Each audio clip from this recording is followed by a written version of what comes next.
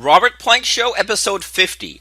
50 game-changing internet marketing and online business breakthroughs from 37 mentors, including Mike Filsaime, Armand, Morin, Jim Edwards, Stu McLaren, and others.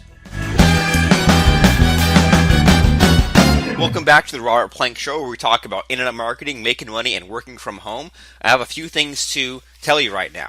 Is whether it's your first time listening, your long time listening, we have an action-packed episode today. And what I want to tell you before we even get started is that you need to be completing 4 daily tasks, okay? So as soon as I realized that I would have days where I would knock out 20 or 30 or 40 things, and then I would have weeks afterwards where I was completely burned out and tired and just couldn't get anything done, I realized something had to change. So as soon as I realized that I had to just complete 4 things a day, then everything changed for me. So think about that for a second. Out of all the possible things you need to do or could do in your online business today, whether you're retired, working full-time, traveling, or balancing a day job plus this work from home stuff, you might only have time for 4 things. And so let's think about those 4 things, okay? They're going to be the most important 4 things in your business today, which means that everything else kind of falls to the wayside. Fooling around on Twitter and Facebook kind of falls to the wayside. We do things like send out emails, run pitch webinars, set up sales letters, set up buy buttons, set up an affiliate program, contact potential affiliates to promote our products. See, now if you could only out of all those things, could only do 4 today and 4 tomorrow and 4 the next day, if it absolutely was a rule, then what would you do? And so when we talk about 4 daily tasks, the way I like to do it is during what I guess you could call a weekday. So for me, a weekday is probably Monday through Wednesday or Monday through Thursday. Because me and my business partner Lance Thomas sure like to take long weekends. So a weekday is probably a 45 minute, and then a 15-minute task. Okay, so one 45-minute task, one 45-minute task, one 45-minute task, and then one 15-minute task. So usually sending an email to our list is a 15-minute task. And then 45 minutes might be setting up a PowerPoint for the next coming webinar, tweaking things like paid ads, stuff like that. So as soon as you realize that, well, first of all, if you have a lot of minutia to do during the day, what if you chunked them up into 45-minute sessions, and then once you were done with that 45-minute session, you literally got off the computer, got off your cell phone, got off the iPad, didn't watch TV, and went and lived the rest of your life. And even on what we could call a weekend, like I might just pop in real quick on like a Friday or a Saturday maybe, and I will knock out 4 tasks, but they'll usually be all 5-minute tasks, just quick 5-minute tasks, shoot a very short email, mess with that paid ads a little bit, go and reblog something that needs to be reblogged or things like that, but lots of little quick tasks over the weekend just to push us towards the path of making more money, right? Because out of all the possible things you can do during the day, some are going to take you away from making money, like a distraction, some will leave you just sitting where you are, and others will push you towards making money. So you do 4 things every day that are directly related to your business, so not work out or exercise or eat or swim or jog or run or talk to your friends. That's all your time. That's not anything to do with your business. Just business tasks that you can actually show that were completed and are actually tangible. So we're not talking about chip away 10% of the ebook or 20% of the ebook. We're talking about actually finishing, say, chapter 3 of your book, right? Or recording video number 4 of your course. Those are actually deliverable things, and you just do 4 of those kinds of tasks every day. So that leads us to this thing, and by the way, first of all, I have a book about 4 daily tasks at 4dailytasks.com/book. That's BOOK. So 4 daily tasks leads us to this idea of list, traffic, and offers. So everything you do in your online business falls into 1 of 3 categories. If it doesn't, then it's probably not something that makes you money. It's probably not worth your time. List, traffic, and offers. So adding more subscribers to your list is, building the list, sending emails and marketing to that list is getting that list to then click on things. And then traffic are the things like paid traffic, like Bing ads, Facebook ads, Google ads, blog posts for SEO, podcast episodes for SEO, getting your affiliates to do their own special stuff to give you more traffic, to build your list and make you some sales, and both of those things, right? Because they can send traffic to what we call a forced opt-in page, where they can, or someone can get a free gift from you, and then in exchange, they now become your email subscriber. Or your affiliates can also send people to straight up sales letter, a page where they can buy right now. And then what happens is someone clicks a button, pays you money, and then by becoming a member of your membership site because they just became your customer, now they also join your buyers list, your email list, and then offers. So offers usually we think of like an information product, but that could also be, I guess, like an iPhone app. That could also be a coaching program. That could also potentially be an affiliate link that you promote, right? You can mail to it like a ClickBank offer or an Amazon offer, things like that. So as soon as I realized that of all the hundreds and thousands of things I could do, well, I'm just going to do 4 of those things per day. And of the actual activities I could do, out of all the millions of activities I could do, I'm just going to do something that either increase my lists, increase my traffic, or improves my offers, like adding more offers or getting your offers to convert better or increasing the prices of your offers. So then you start to think, okay, I need to do these things, but how do I know what to do first? I can get caught up in a chicken and the egg. Like, do I build the list first or do I make the product first? And this is where a thing called the income machine comes in. By the way, I have a book at listtrafficoffers.com/book that explains list traffic and offers. You don't need to buy it right now because we're going to explain it right now. But this all leads to a thing called the income machine. And so the income machine is just how do we fill up the list and the traffic and the offers by still only completing 4 tasks per day. So it all ties in together. So the income machine is that we realize that there are 8 things to set up to satisfy having a decent list, having a decent amount of traffic, and having at least 1 or 2 offers for someone to buy. So an income machine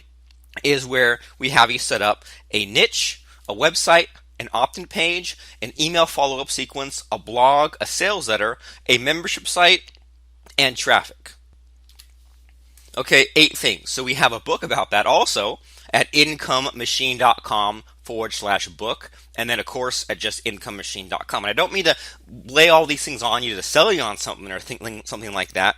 But if you think about that, just do 4 things a day that actually, and all those tasks, it's something that either improves your list, traffic, or offers. So you think of like, well, I'm going to do something like improve my brand, or I'm going to go and get some new graphics made. Well, why are you getting new graphics made? I guess you could say that it improves your offer, right? It increases your conversion rate. Or maybe you're getting graphics made like affiliate banners. So you can give to your affiliates promoting your products so they can take those banners, add them to their blogs. But if you can't really think of a good enough reason for why it either improves your list, traffic, or offers, then it's not something that should really fit into your 4 daily tasks.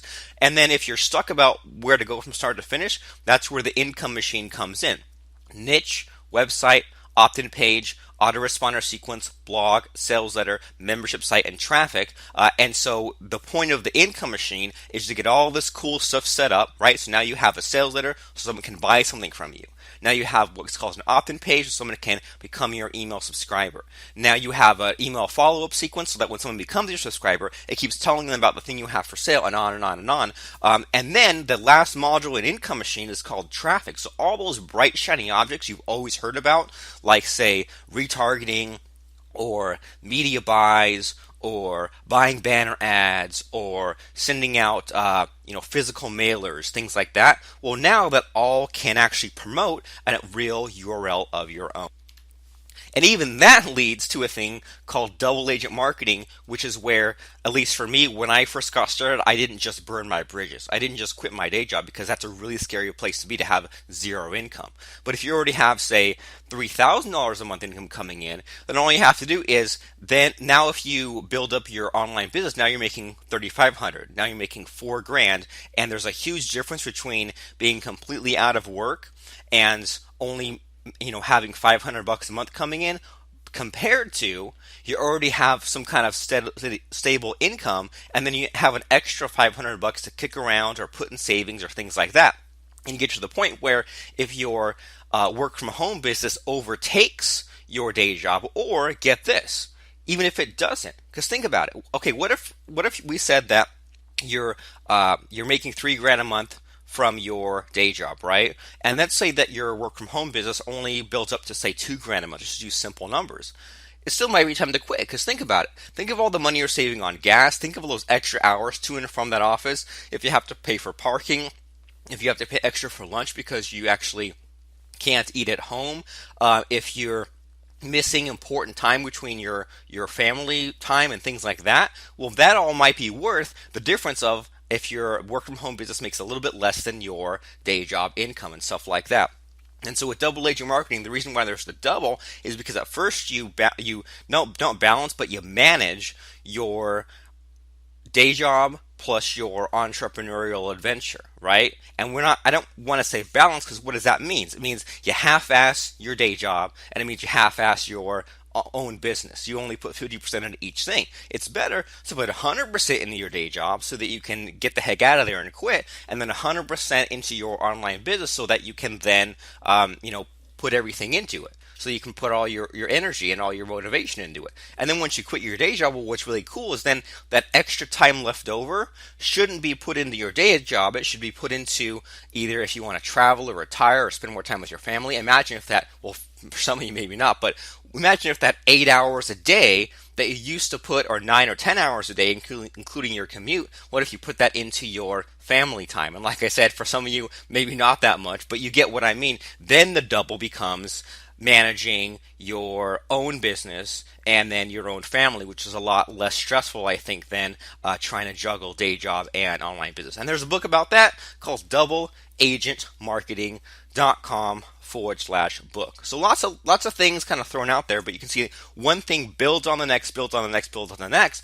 So what I want to talk to you about today are just these, I guess we'll call them tidbits or tips. I really don't like just sharing like random tips here and there. So what I've done is I've kind of put together 50 of the best things that I've ever heard of from all these people. And I mean, I'm not going to say who's who, but to be honest, for some of the people I'm listing here, some of them I flat out don't like, and they flat out don't like me, and I still buy their stuff, and they still buy my stuff, and that's just the way that some of these things are. But I want to share with you 50 things that have changed and shortcut so much time and multiply my income so much just from one little statement. And just one little statement, it sounds crazy, but that's just catapulted me months and months ahead that otherwise would have been trial and error. And to avoid this from being too much about like tips, I've put them in, I think, a logical step-by-step fashion and grouped them together into a few groups. And we're going to plow through most of them and only unpack some of them. That way this won't go for a 5-hour-long podcast. So we've grouped them into categories. Sounds like Jeopardy almost. The first category is called mechanics, marketing, branding, positioning, and strategy. The next one is email marketing. The next one is product and content creation. The next one is productivity, then copywriting, and then finally personal growth. So we're going to be hearing from a lot of people, and I mean, this is something that most marketers don't do because, well, what happens? If I say I picked up something or I learned something, to be honest, a lot of people, they forget that they picked it up from someone else, right? They write it in their notes. Next thing you know, they're teaching it because, oh, I read it in my notes. I wrote that down. I'm such a smart person. Well, no, you picked it up from someone else, and then now it kind of became yours. The other thing is a lot of people, to be honest, they kind of hold back. They say, well, I learned from such and such this and this and this, and they don't really want to, I don't know, like give credit, I guess, because then it means, well, if this person taught me, then why are you even listening to me? Why don't you just go to the person who taught me? And to be honest, a lot of the people who have taught me are no longer around, or they don't have anything for sale, so I don't really, mind that too much. So I mean, let me just get through it. So as far as the mechanics, and I guess you could just call it the basics of internet marketing. I've got 11 tidbits for you. I don't like that word, but we're going to call them 11 tidbits. This guy named Alan says, he's told me that, well, if you just have a sales letter and a payment button and a download page and just a short report solving a problem, that's all you need to get started. And that's, I mean, a ton of full-time autopilot businesses have started off just from having something that simple. Sales page, payment button, download page, ebook. Might sound simple to you, but if it does, well then I hope you have those things in place. Gary Ambrose, who was like one of the first people I ever joint ventured with, said that one person can do everything. Like, you can do everything. You don't need an office. You don't need to have office space and stuff like that. You can just do what you do from home and keep it simple. And because most marketers, even though they talk a big game, they can't work naked because they have day jobs and they like to talk a big game and say, I've got all these employees and I've got this big office, because it sounds good. But which would you rather have? Would you rather be popular or make some money? I'd rather make some money. Lance Thomas, my business partner, said that a big result can be too scary for potential buyers. Okay, so if you talk about things like make $10 million in your underpants or put out 300,000 articles just by using your voice, that sounds like a lot. And there's a lot of ways people can talk themselves out of it. So you go for a small, achievable result in a short amount of time. And I say this because when I first met Lance, he had a sales letter that said, I want to show you how to get 137 email leads in 17 minutes. Or me and him launched a product which is about dictating out your articles and your books. And we said, well, I've personally dictated out 3.5 million words, blah, blah, blah. No one went for it. But then we said, what if you sat down and in just 3 minutes, you had an article or a blog post? So that sounded more exciting. And that was more of finding the hole in the marketplace to fill. Back to Gary Ambrose, it's all about the joint venture. So he'd rather have an okay product with a lot of great affiliates, a lot of great traffic, than a perfect product that you took a lot of time on that had no affiliates going, because no one's really going to care. And that doesn't mean you should put out a bad product, but there's a point where it's good enough, and it's more important to have good marketing than to have an okay product or a great product and decent marketing, if that makes sense.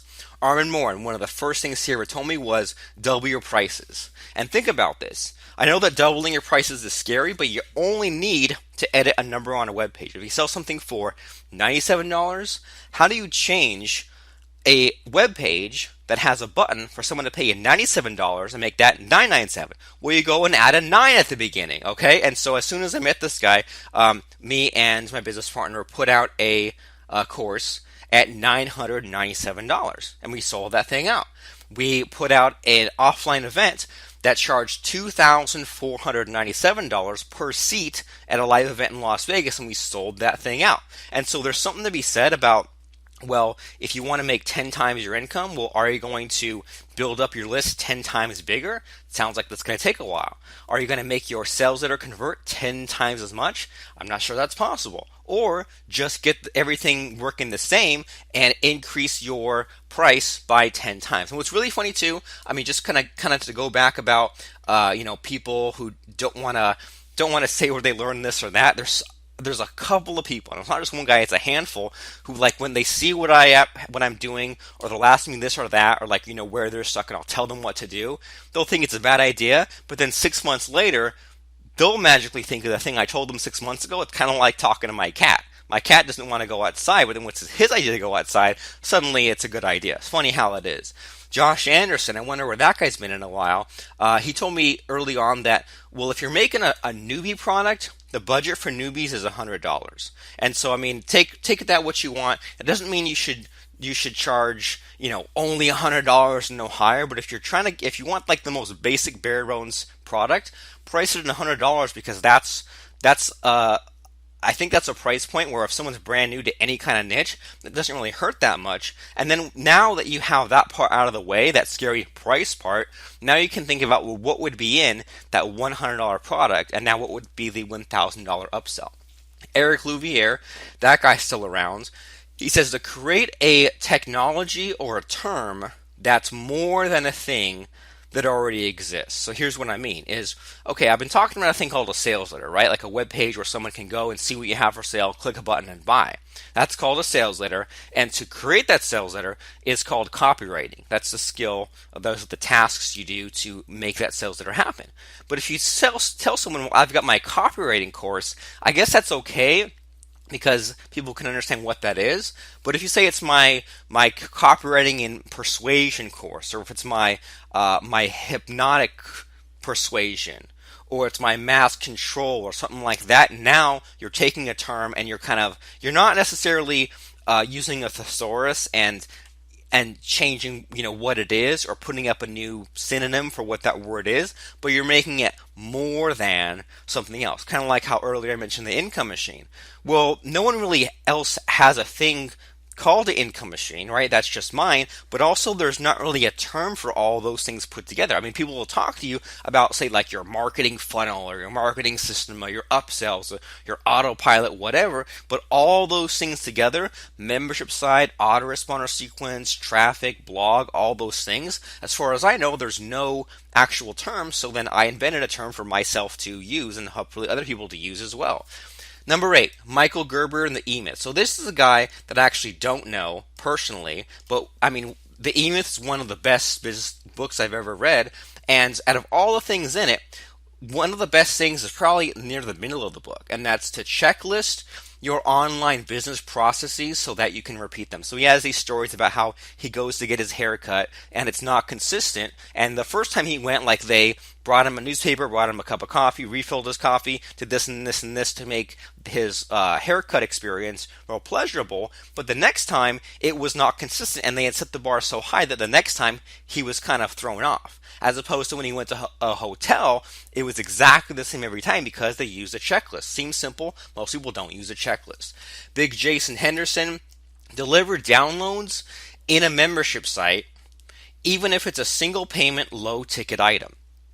So, I mean, one of the best ways I've ever come across of making passive income, making money, is to figure out a problem people have and put a solution into a product, into videos and reports and templates and tools and checklists and things like that. You package that together in a product, so basically someone comes to a web page, they see what you have for sale, a sales letter, they click a button and they buy, they go to a download page, they collect that thing they just bought. Sounds simple. But then this guy, Big Jason, said, well, if you're making all these sales, you're just sending them to a regular old web page. Why not put them in a membership site so that they can log in again and again? You can show them upsells. You can give them the updated version. Genius. A membership site does not have to be recurring. Doesn't even have to be high ticket. You can sell something for $7 one time and say, you bought this from me. Now you go and make an account in this membership site. And now you can just log in whenever and get back to your $7 thing.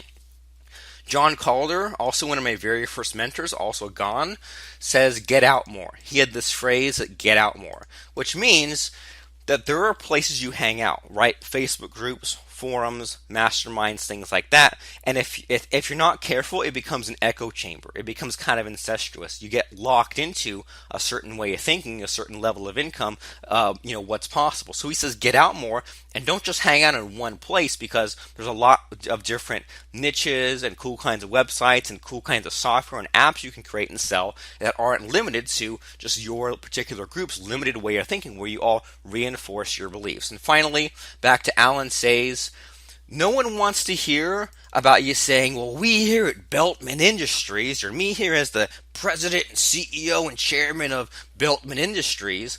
No one wants to hear about that. What they do want to hear is you as an individual person. Okay, and it's kind of like, I don't know if you've ever gone to offline conferences, or if you, have printed out your own business cards or have collected business cards. You never want to say president on your business card, right? You want to say you're a vice president of something, or on my business card, I think I say I'm the lead developer of Double H Marketing. Double H Marketing is mostly just me and my business partner, Lance, but do we want to say we're the co-founders or the co-presidents? I mean, that just sounds like you're the only two guys. And then on the other hand too, if you're a brand newbie, it's really tempting to go all over Facebook, go all over your blog, and pretend to be, Trump International or stuff like that, and to seem really big, but it's a lot better if you're just an individual person. And in the same way, if you see a lot of ways that say, like what's his name, Tony Hsieh of Zappos, or any of these bloggers, or like even people in big companies who are big on social media, they'll be like, well, I'm this person, this individual person from Zappos Inc., from this company, and it's a lot better if you're just a person as opposed to just trying to act like some big monolith kind of deal. Okay, and the other thing too is you notice that, I mean, I'm not full on quoting people, and I can pretty much guarantee that a lot of these people that I'm saying what I picked up from them, they don't even realize. And I mean, a lot of times this is like from decades ago or a decade ago when I picked this or that up. So it's not like I'm just quoting someone or picking on what they said. This is what I've used from what they said or did and improved my online business. So to email marketing, number 12. Eric Louviere, back to him. He said, I think maybe in a teleseminar or something, that there's a thing called a free gift, an opt-in bribe, right? You have a web page where someone can sign up to your list, but if you just say, sign up to my list, there's no good reason for that. If you just say, sign up for updates, sign up for my newsletter, that's not exciting.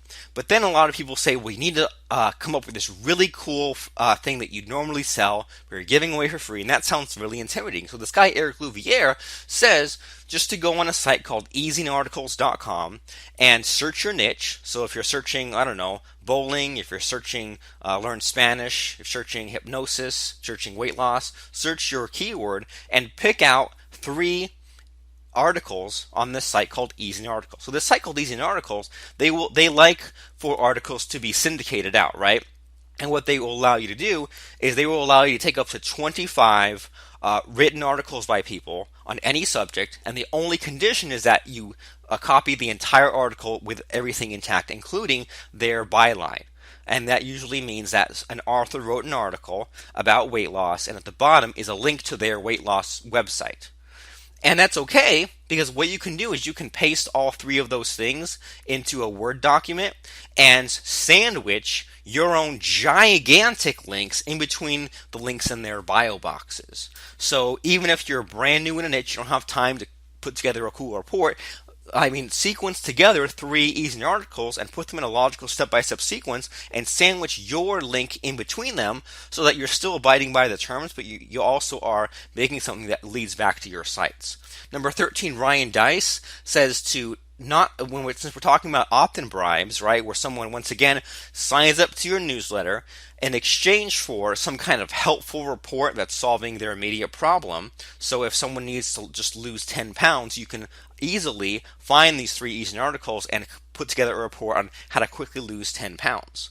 So the thing though, and the biggest thing I picked up from this guy Ryan Dice was that you don't want to have an opt-in bribe promising 7 tips or 7 ways to do something or 7 weeks. And why? Well, because I just want the one thing. I don't want to have to wait around for all 7 things. So just solve one quick problem. It doesn't have to be huge and monumental, but all these guys get carried away and they say, here's my 17-part course, or here's 30 tips on weight loss. Just have the one giant tip or the 3-step sequence that all ties together. Mike Filsaime. Now this is huge. It might not be huge to you, or you might just gloss over this one, but if you do, it's your own fault. He says to email every day. And it's okay to remail old offers. Because, when someone joins your list, the first 7 days especially, the first 30 days still somewhat, they are the most active they're ever going to be. And, we all check our email every day. We check Facebook every day, that is, if we're serious about our online business. So we're going to get emails every day. So wouldn't you want to be in that list of people who email them every day? Well, of course you would. And there is such a thing as bombarding or being annoying. But if every day Donald Trump gave me the best stock tip ever and it paid off every day, wouldn't I always be looking forward to emails from Donald Trump no matter what you thought of him? Well, of course you did. So it's okay to remail old offers. It's okay to give people helpful links to Facebook, to your blog post, to your podcast, and it's okay to email every day. Let's keep it at that. Robert Putty. The best day to send an email broadcast was yesterday. The second best day is today. This is a huge newbie problem. Is they say, well, what's the best time of day to send a broadcast to my email list?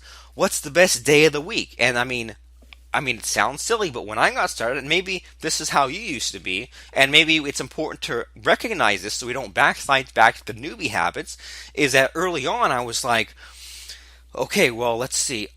Today's Wednesday, so I don't want to email on a Wednesday when I could have emailed on a Tuesday, and it's 2 p.m. in the afternoon. I don't want to email now if I was supposed to email at 8 a.m. And it just gives us an excuse to go and look around and figure out the best day to send an email. And then what we're secretly hoping for is that the best day to send an email was a couple of days earlier in the week, so that way we can just wait and do nothing for the next week. So it doesn't really matter what day of the week and what time of day you send an email, as long as you do send an email, because most people are being superstitious and they're missing out on those emails that they're sending. Jim Edwards, this guy, the best thing that he ever told me was to blend content and pitch in your email. So think about what that means, is that when we build this list of subscribers, it's really tempting to give them lots of helpful advice, right? And give them lots of freebies and goodies and gifts to download, and give them lots of tips, and give them lots of advice and things like that. But then we say, okay, so I'm going to warm them up, and then once they're warmed up, I'll hit them with my paid product in, I don't know, 2 months or 3 months. Well, you know what you've done? You've like overwhelmed them, and you've kind of gotten stuck in the friend zone, because now you're getting them used to getting all this stuff for free. And then when it comes time to sell them, not only have they either cooled off or bought from someone else or just lost interest, now it's just such a shock to switch gears. So what if you blended content and pitch in your emails, and even in your blog posts, and even in your podcast? Notice how I give you all this helpful stuff, and then I say, well, and if you want the book, here's the link. Or here is what the income machine is, and I'm going to explain it to you as best as I can in 2 or 3 minutes. And then if you want the course, here's the course to actually deliver on that thing I explained all to you. So there's something about that. It's blending content and a pitch in your emails. You can call this an advertorial, where you can introduce a problem and the solution, and just by explaining that solution is clarity, is helpful advice, and then in order to actually get that problem solved for real, now here's the link. Brian Garvin. Send new subscribers daily emails pitching, especially those first 7 days. I already kind of mentioned this a little bit, but this is the guy I picked it up from, Brian Garvin. And, we had some pretty cool projects going together back in the day. We made a link tracker, and then he used some of my code to make like a monthly service, like a multi-level marketing kind of thing with an affiliate program, where they used my code to make a monthly service where someone could sign up for this, I don't know, $35 a month, and get an autoresponder system for emails, and get a certain number of paid leads coming in every day, and there was like a reminder service and a link tracker and all these cool goodies. And so what he gave us he created a kit for affiliates, right? So if someone was going to promote this service, how are they going to do it? Well, they need to have messages to copy and paste onto Facebook, onto their fan pages, onto their blogs, into their email lists. So he had these, I think it was like a 17-part email sequence. And then for the link tracking software that I completely wrote that we sold, he did the same thing. There was just a zip file with 17 different helpful articles with links back to our website. And and I was like, whoa, 17 whole emails, that's a lot. But he was just like, if someone opts in or becomes your subscriber on a Monday, I mean, are you really going to wait for the next Monday or the one after that to tell them about your cool service you need to have right now? Well, no, you want to tell them about it on Tuesday, Wednesday, Thursday, Friday, and all that, so that they have a chance to buy every step along the way. Number 18, Jason Parker. I hope this doesn't sound too nasty, but what I learned from Jason Parker unintentionally was that we're talking about, email marketing and stuff like that. If you have something for sale, like if I have my income machine course for sale, I'm going to dedicate a week to promoting that, no matter what happens. So what's really funny about a lot of internet marketers whose lists I'm on, and by the way, you should be on the email list of all your competitors, is a lot of the times you'll see them promote something on, say, a Monday. And then on Tuesday, they're emailing for something completely different. And you're like, well, what happened? On Monday, you mailed for this thing. And so what that tells me, as opposed to when a marketer sends me an email on Monday about Income Machine, and then on Tuesday, something different a little bit about Income Machine, but the link still goes to Income Machine. On Wednesday, same deal. Another email message coming in with some other helpful content, but the URL at the bottom, once again, links to Income Machine. If someone is emailing for the same offer every day all week, that tells me it's selling.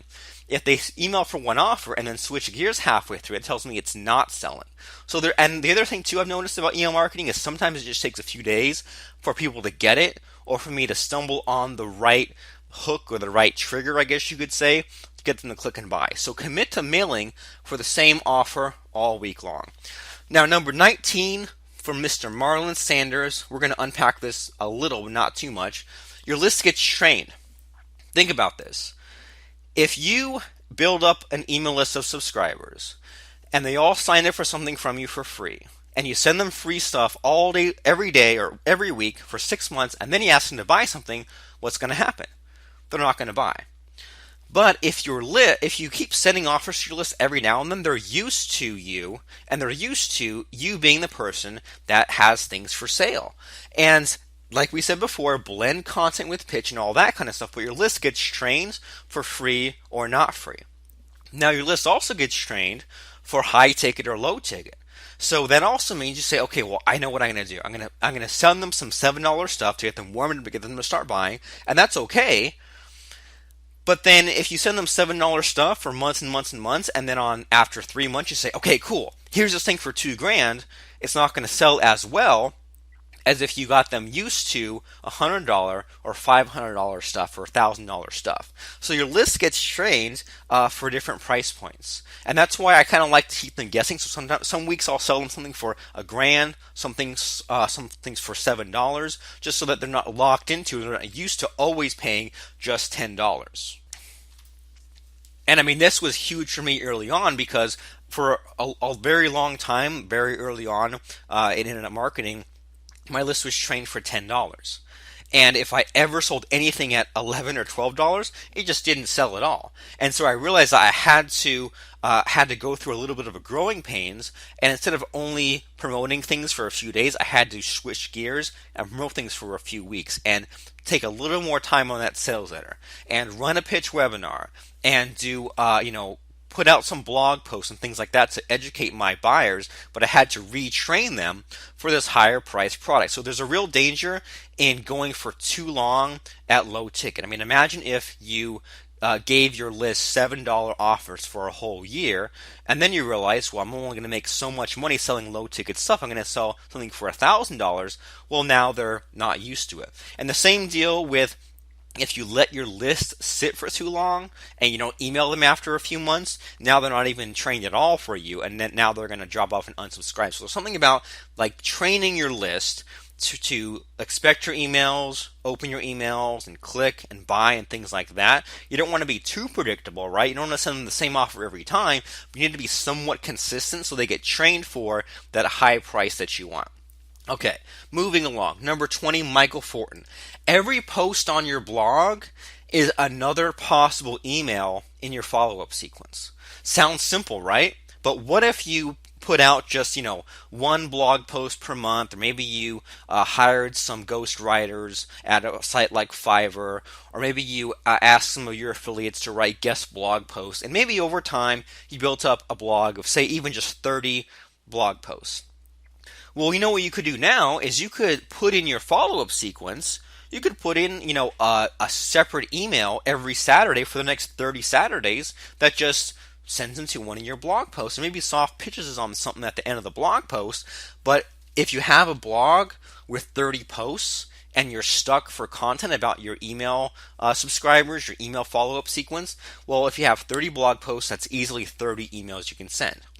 Armand Morin, going back to him, the why didn't you buy email. So I mentioned this a couple podcast episodes ago, but basically, you have this thing called an email list, right? And what you want to do is get them on your list with a free gift and warm them up and give them some helpful stuff with a pitch. And at the end of that pitch, at the end of 7 to 10 days, then a lot of people are going to be really warmed up and really on the fence, and they just haven't bought yet. So you send an email saying, why didn't you buy? And of all the emails I've sent, the one that gets the most response is just saying, hey, I got this thing for sale here.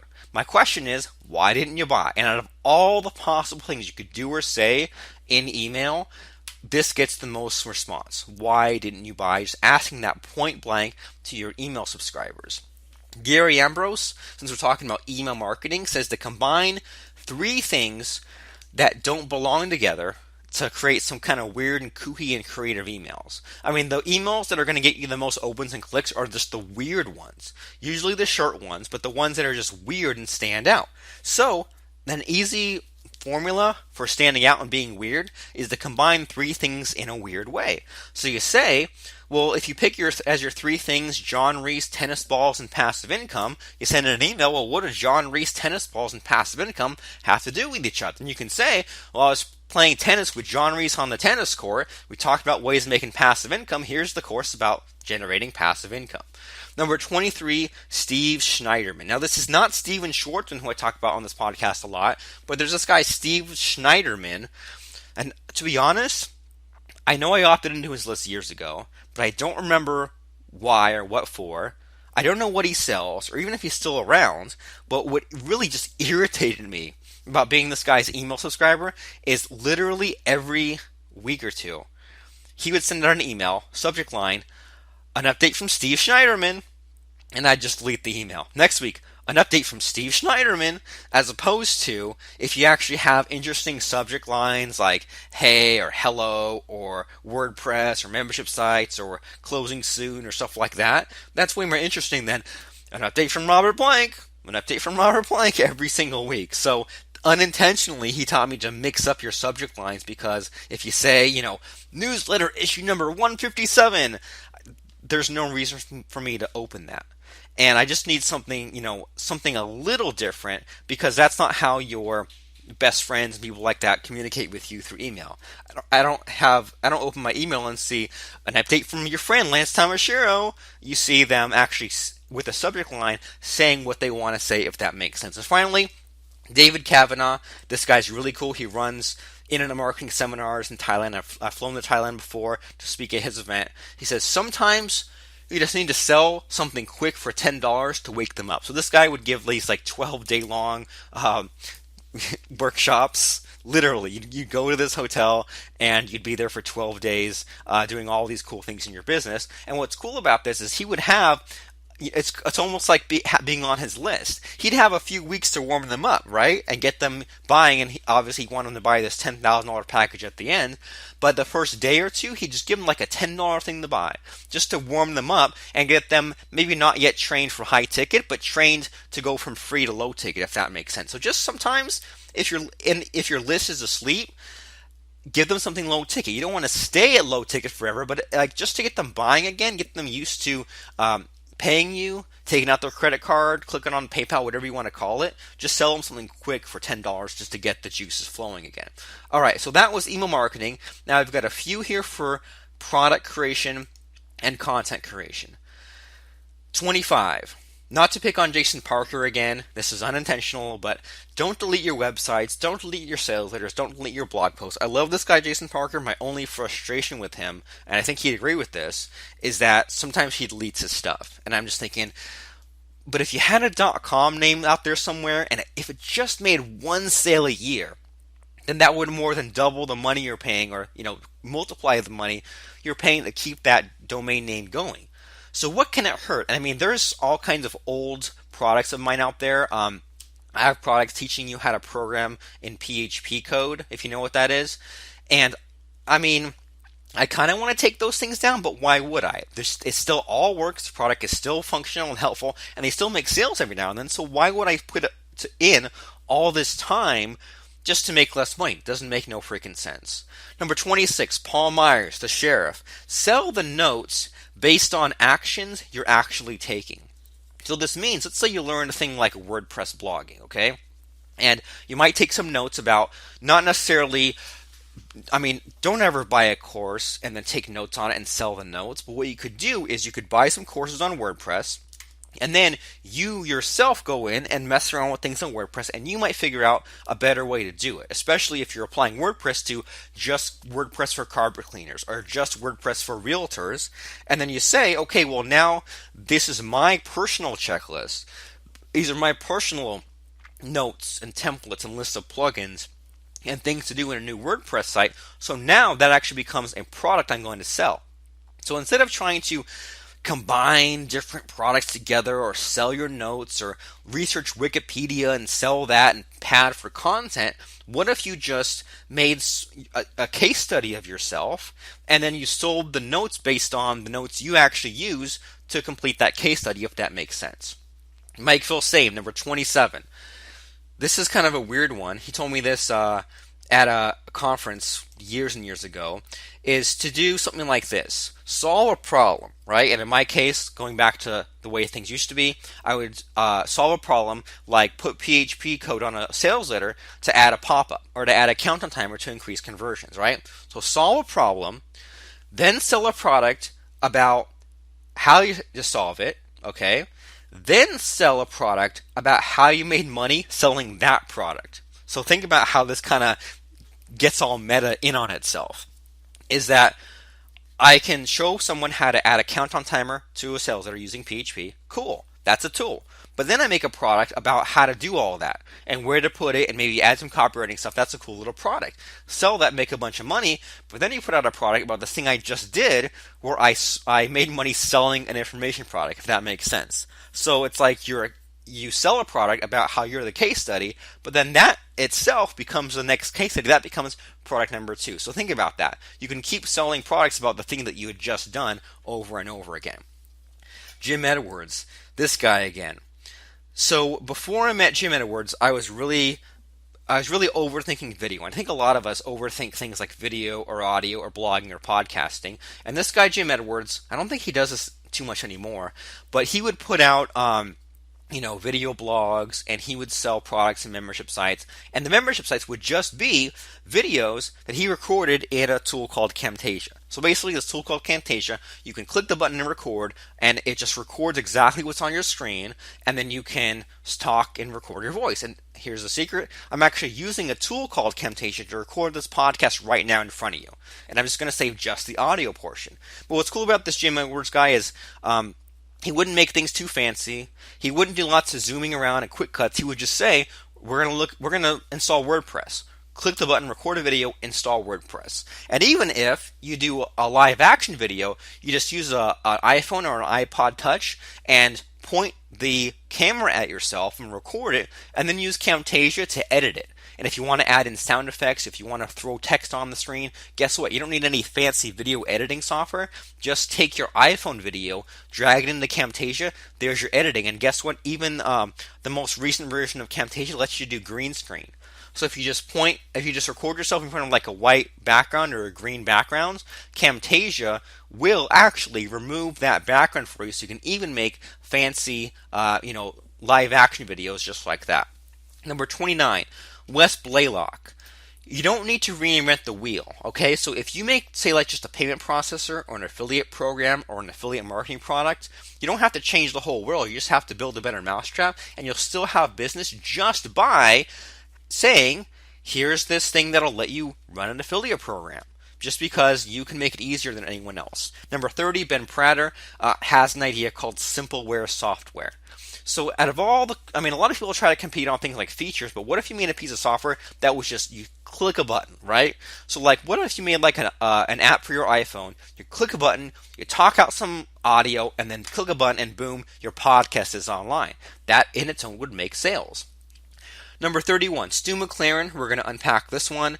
Create a product that other businesses use daily and their business depends on. So this guy, Stu McLaren, he invented a membership plugin called Wishlist Member. It runs on WordPress.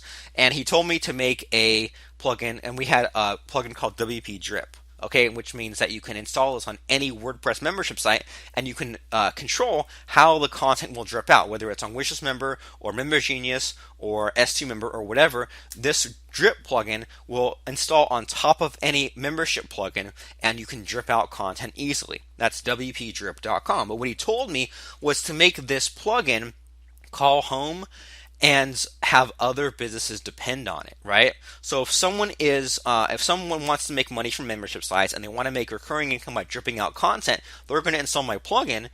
But if they refund or things like that, then the plugin will stop working. So just something simple like that, where the plugin stops working if they refund, is huge, because now they're never going to cancel that. And the way he explained this to me was, there used to be, ironically from Armand Morin, I don't know why that would be ironically, but just I guess a coincidence. Armand Morin had a service called Audio Generator, and this would allow you to record an audio, or you could call into a phone number or have your customers call into a phone number and to record testimonials, and you would have this audio and you would stick this special code on your website, and it would be an audio player. And I think it was like, I want to say $37 a month or something, just to be able to play an unlimited number of audios on your web pages.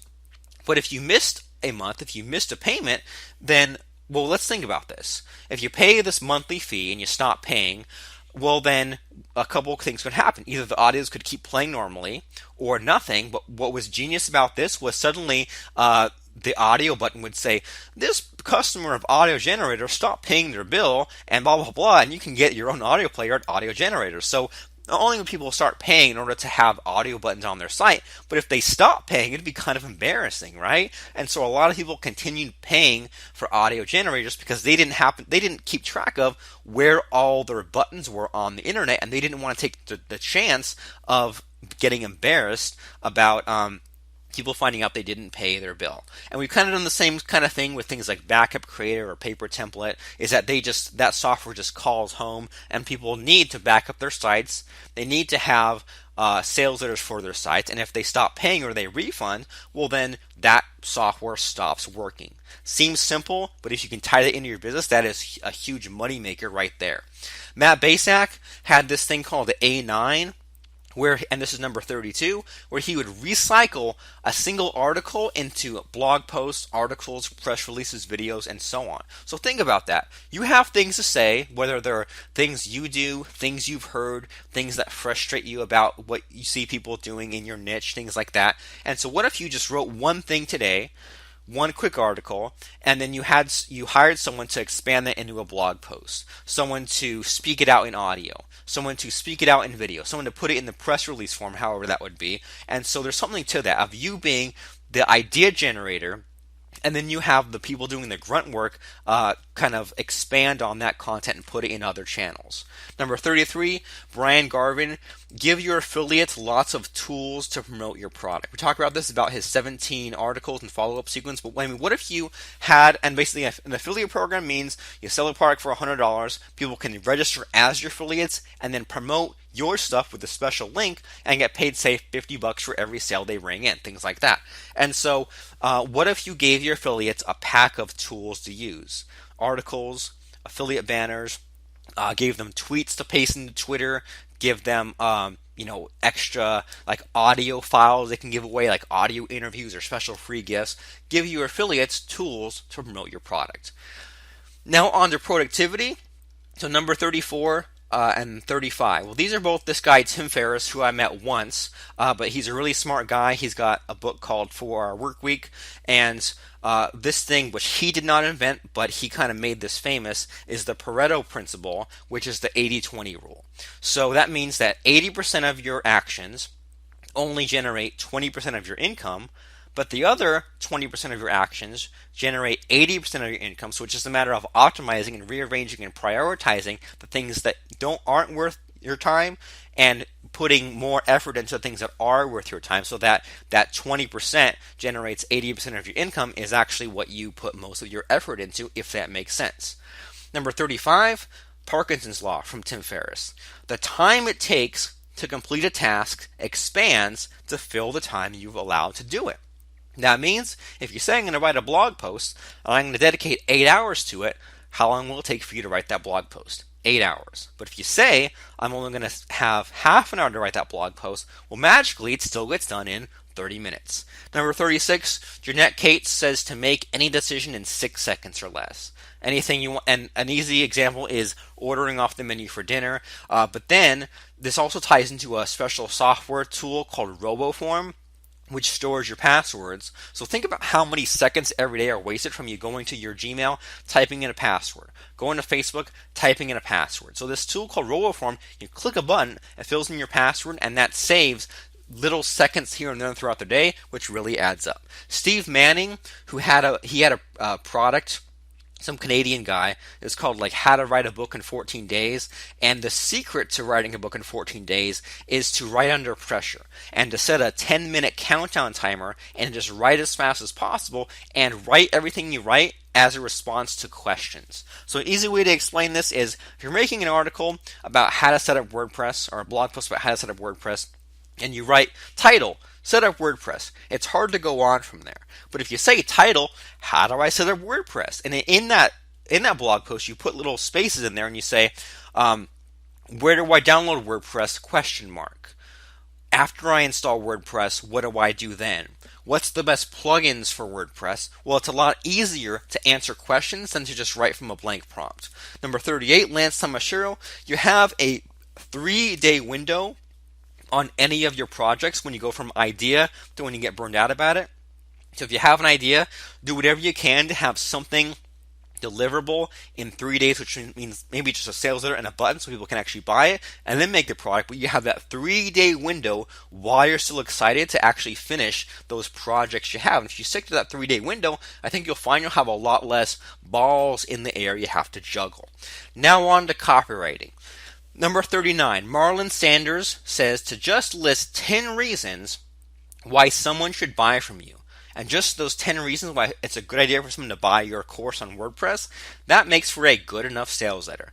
Number 40, Ken Evoy. I think this guy's long gone too. He asked, which sells more copies? A beautiful website with no text on it, or an ugly website with some text on it? Think about it.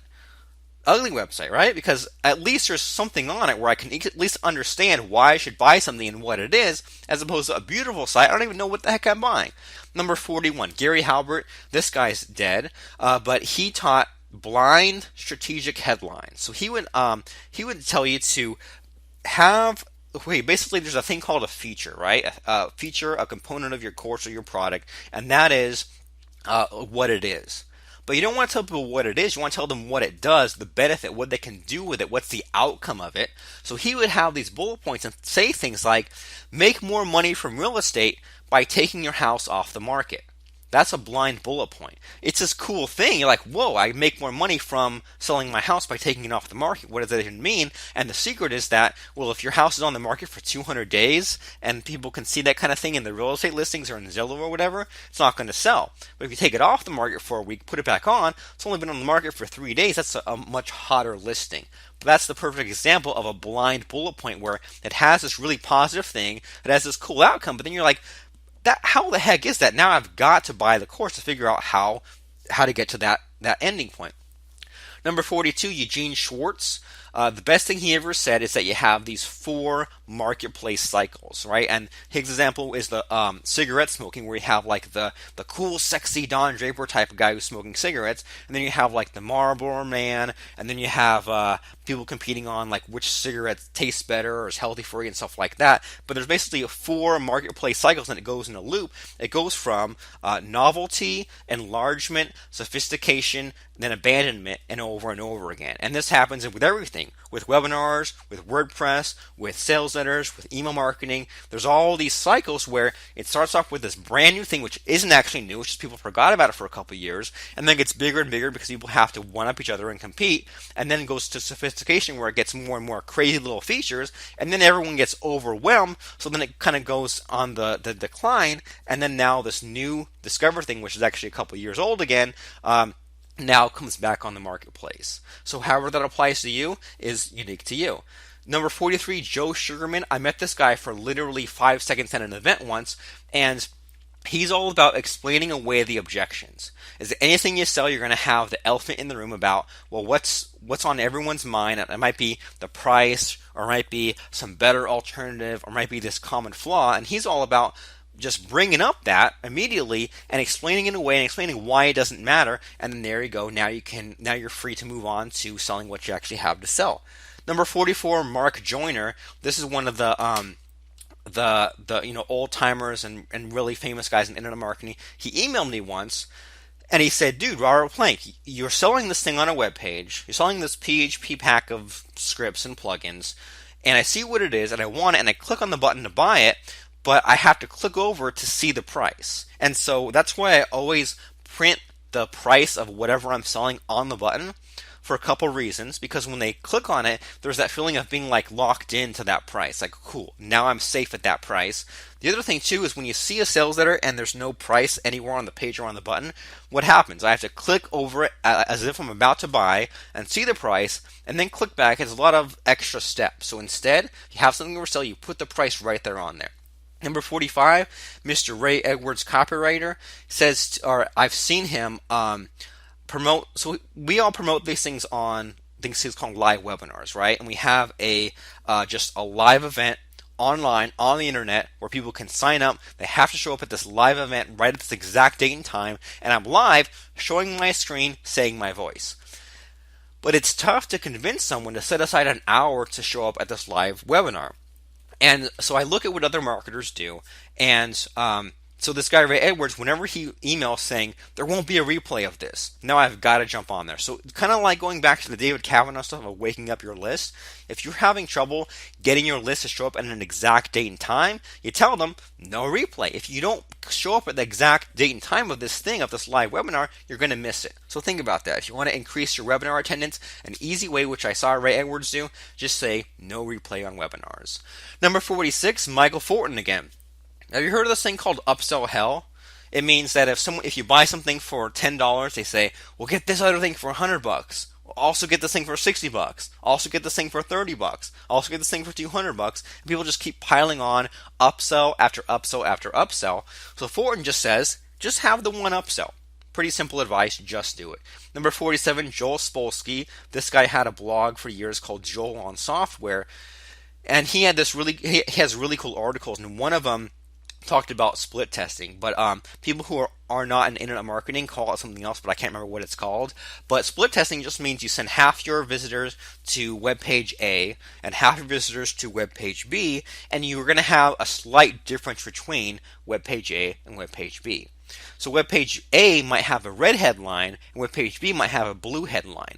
Or web page A might sell something for $10, web page B sells for $20. And the best piece of advice I got about split testing from this Joel Spolsky guy is when you're looking at the difference, especially split testing the price, look at a thing called the visitor value, okay, which is the sales times the price, because it's really tempting to split test. You send half your visitors to a product that you're selling for $10, half of them for $20. But what if, let me think about this for a second. What if 100 people buy at $10, but only 70 people buy at $20? Well, I mean, your instinct is to say, okay, so the $10 I got more sales. But what really happened is you split tested this, and in one case you made $1,000, and in the other case you made $1,400. So what we did was we multiplied the number of sales times the price to get those final numbers. So just to get back on that case study again, we split test, so we sent half our visitors to a web page where we had a $10 product for sale, made 100 sales, so that means $1,000. We spent half our visitors to a $20 product, only made 70 sales, but that's actually $1,400. So even though we had less sales, we made more money, and that's what you need to be looking at. What makes you the more money, not necessarily what gives you most sales. And finally, the home stretch personal growth. So number 48, Ray Edwards. And the thing about some of these guys in internet marketing is they're super nice and super polite, and they won't say anything bad about anybody. And if you think about it, that's a really cool thing to do. To not complain, to not badmouth, just to be a nice guy. And I've heard this phrase being called keeping your own side of the street clean.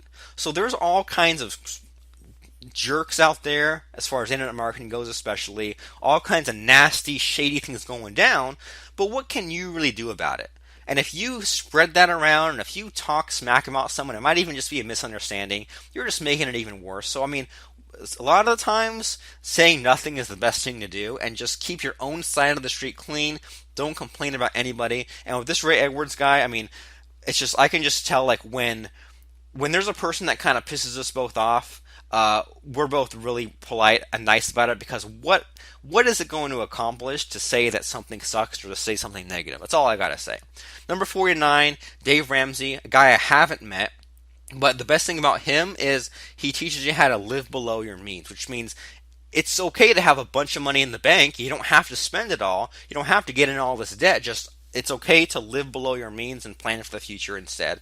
And then number 50, Gary Bensavanga. I haven't met him, but he used to have this blog called Bensavanga Bullets, and he just have these really cool little pieces of advice. And the best piece of advice I heard from him is to ask your subconscious for the answer to a problem you're having, which means let's say you're stuck writing a sales letter and you say, what's my headline going to be? What you do is before you go to bed, you go to a piece of paper and you write on the piece of paper, what should my headline for this product be? Question mark. And just leave it at that and go to bed and sleep on it, and your subconscious will answer that for you in your sleep. Kind of cool. Try it out.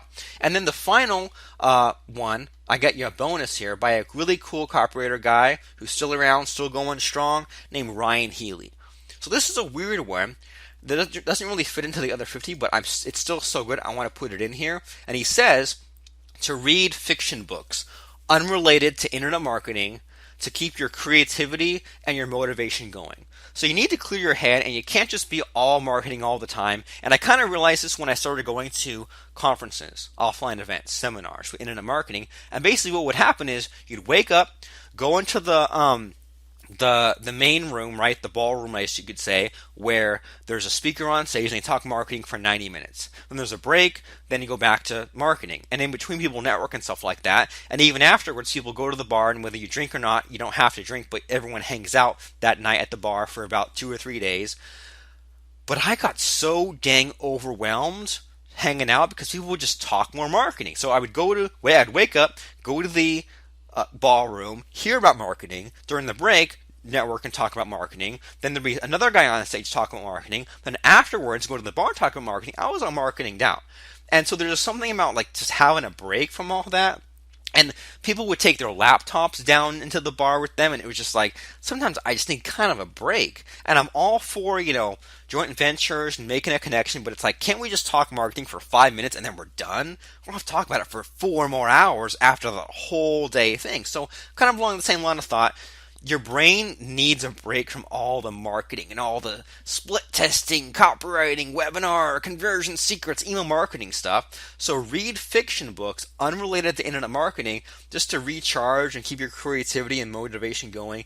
And I mean, if you're stuck in the middle of the day on a sales letter or on an email or on, computer programming or getting your WordPress theme to line up just right or whatever, take a break, go to a movie, and just get all the marketing out of your head, and you'll be way more recharged when you get back. So those were 50 game-changing internet marketing and online business breakthroughs from 37 mentors, including Mike Filsaime, Armand, Morin, Jim Edwards, Stu McLaren, and others. Not direct quotes, but just things I picked up from them because, this was all really helpful advice in my business, and I just want to, in a way, give credit where credit is due, even if these were just things that mostly I observed them doing. It's not anything that was in a course or anything like that. None of these things really add up to anything unless you apply them to your existing sites. And I think that you need to join Income Machine and have a blog, membership site, download page, autoresponder sequence, opt-in page, niche, and all these cool things so that you can just apply these little tidbits here and there to do more in less time and be more strategic and smarter and make more money without all this extra aggravation or even the years of trial and error that I had to go through. You can just cut straight to the finish line by applying what other people have already done. So, go out there and choose a niche, set up your websites, apply all these cool things to it. Those are 50 game-changing breakthroughs from me, Robert Plank, and the people that I've picked up from. So this is the Robert Plank Show. Go out there, make some money, and have a great day.